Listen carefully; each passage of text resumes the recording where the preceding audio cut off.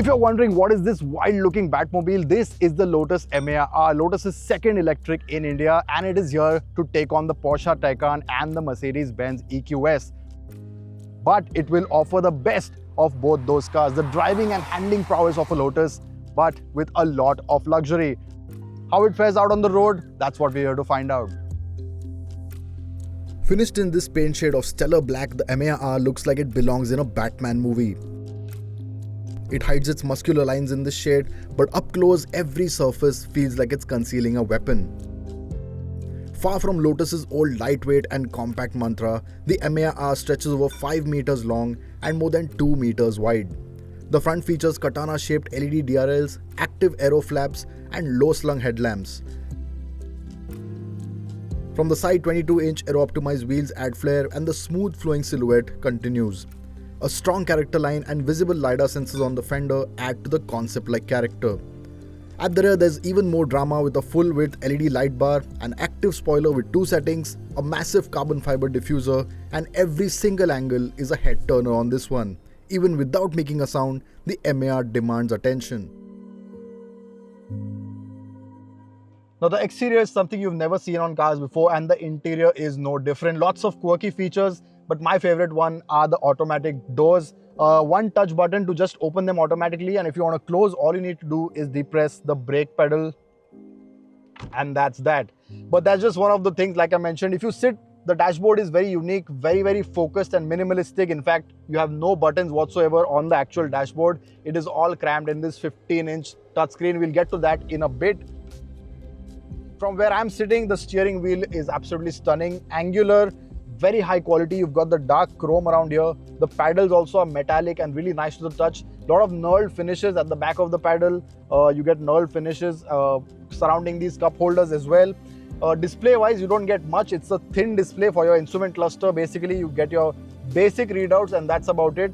The passenger side also gets their own display to control media and other functions. And in the center console is where you have a few buttons to control your temperature, to of course open the doors automatically. You have your drive selector as well, and lots of carbon fiber used. This big panel of carbon fiber, you've got some carbon fiber on the doors as well, but some optional extras. This magnetite grey look is not a standard fitment. That is a 4.8 lakh rupee option. If you want a brighter shade or a darker shade, you can of course go through the Lotus catalog.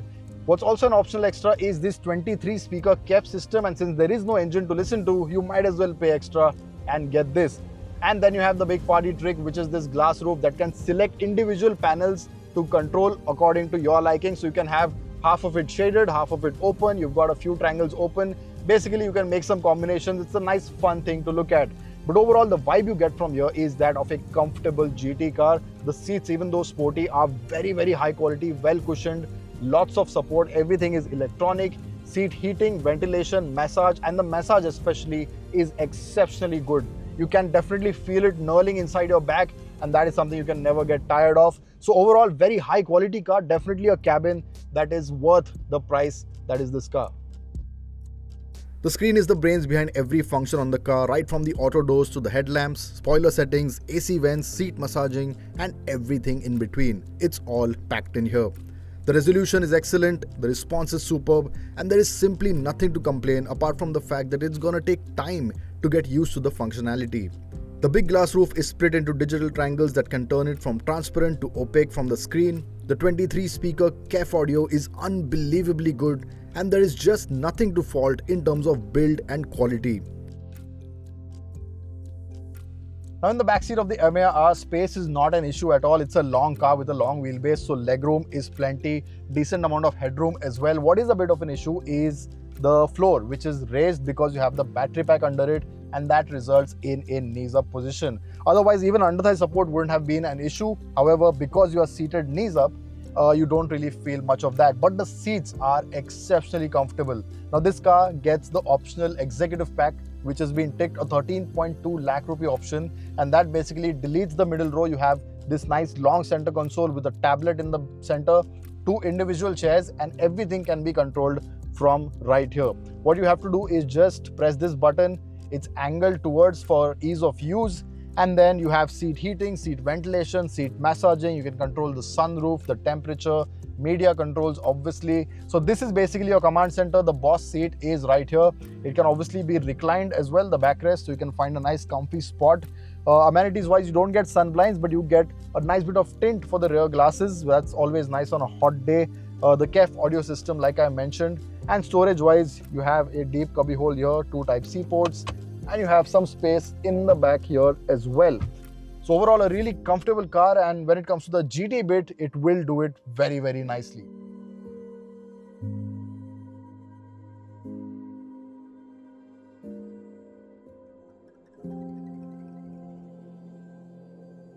Speaking of GT, the boot space is impressive too at 428 litres, which can accommodate airport runs and weekend trips, along with an additional 31 litres in the frunk that is mostly taken up by charging cables. However, what the Lotus is all about is the performance. It's an R which is the most extreme iteration with 918 horsepower and 985 Newton meters from a dual motor setup and 102 kilowatt-hour battery pack.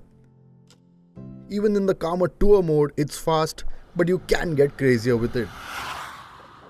All you have to do is tug on this paddle shifter. That switches the mode to sport, and once it is in sport, the car lowers down, suspension is firmer, steering is heftier, and the battery performance is unhinged.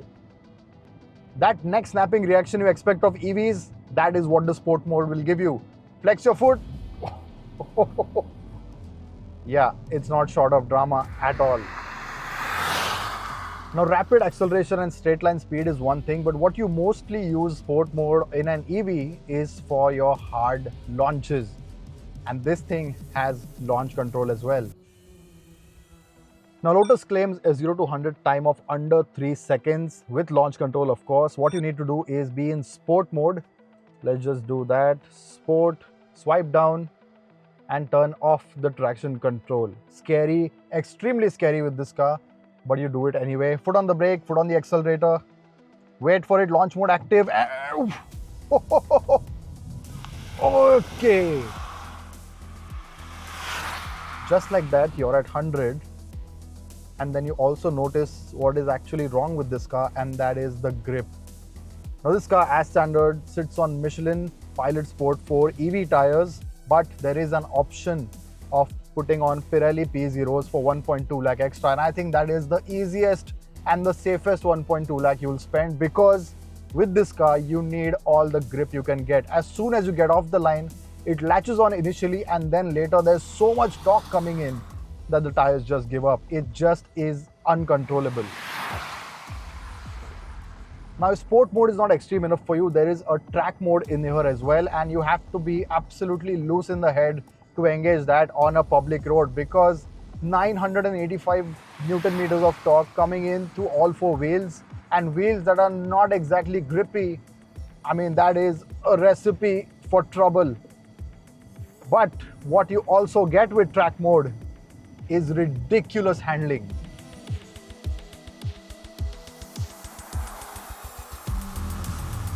Now bear in mind, an EV is never supposed to feel good in the corners, but the Porsche Taycan has proved that it can, and this one goes very close to that. The steering is nice and sharp, but in terms of feel and feedback, you don't have as much as the Porsche. That Porsche is just beautifully balanced. This one is very good as well. Compared to the EQS, it is miles ahead. But when it comes to that delicate, that Lotus feel, it's not right up there. There is just no getting away from the overall weight, and in tight corners you definitely feel the mass. While it is quick, it isn't exactly agile.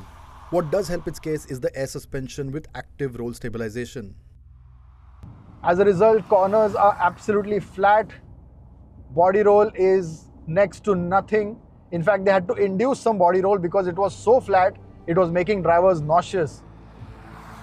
And of course, you then have rear wheel steering helping you out as well in the tight corners.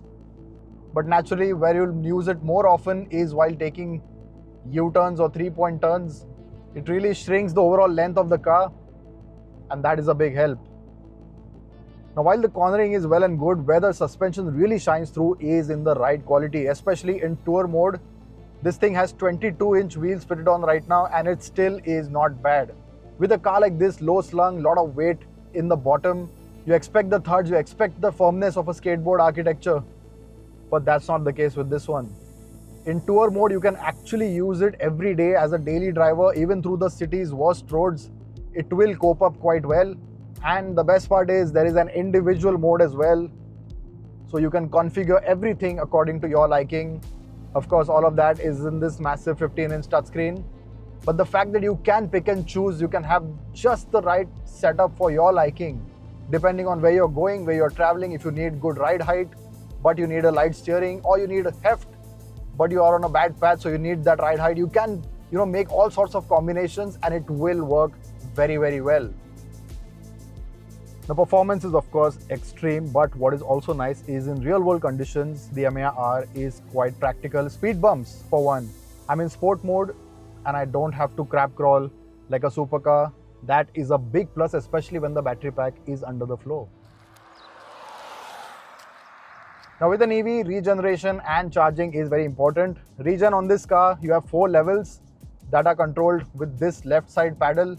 You have to tug along the top side to increase the regen, bottom side to decrease it, and it works very well. At its highest, it really is quite functional, gets you a bit extra charge back as well. And the braking. Now, braking usually on EVs is quite wooden, artificial, and manufacturers try their best to make it as natural as possible, and Lotus has done a very good job. No carbon ceramics here, nice steel brakes, so nice strong bite, and definitely feelsome, progressive, and almost hydraulic, which is a great thing. 0 to 100% on a 7.4 kilowatt AC charger takes 15 hours 45 minutes. On 11 kilowatt AC charger takes 10 hours 45 minutes.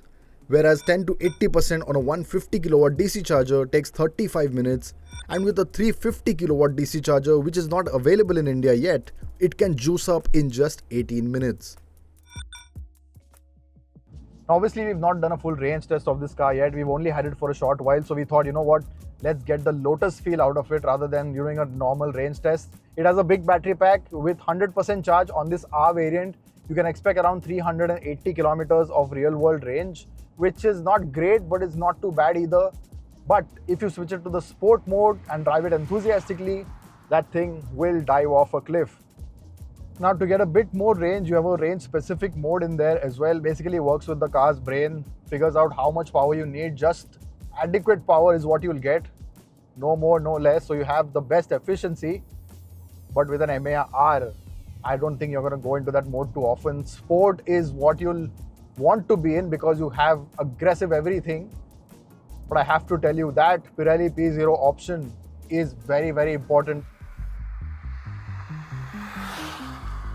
At 2.95 crore rupees before options, the Emeya R competes with established supercars and super SUVs. In the EV world, its closest rivals are the Porsche Taycan Turbo and its own sibling, the Eletre R. As a traditional Lotus, it's far from its roots. But as a statement of the brand's future, performance and luxury combined, it is very compelling. Yes, it is too powerful to push hard and it feels heavy in the corners, but with standout looks and a no-compromise approach to comfort and tech, it carves a niche of its own. But another option is to check out the Emeya S. Not as extreme but still potent with 612 horsepower, more manageable, better range, same stunning design and nearly the same luxury. If your heart is set on the Emeya, the S might be the smarter choice.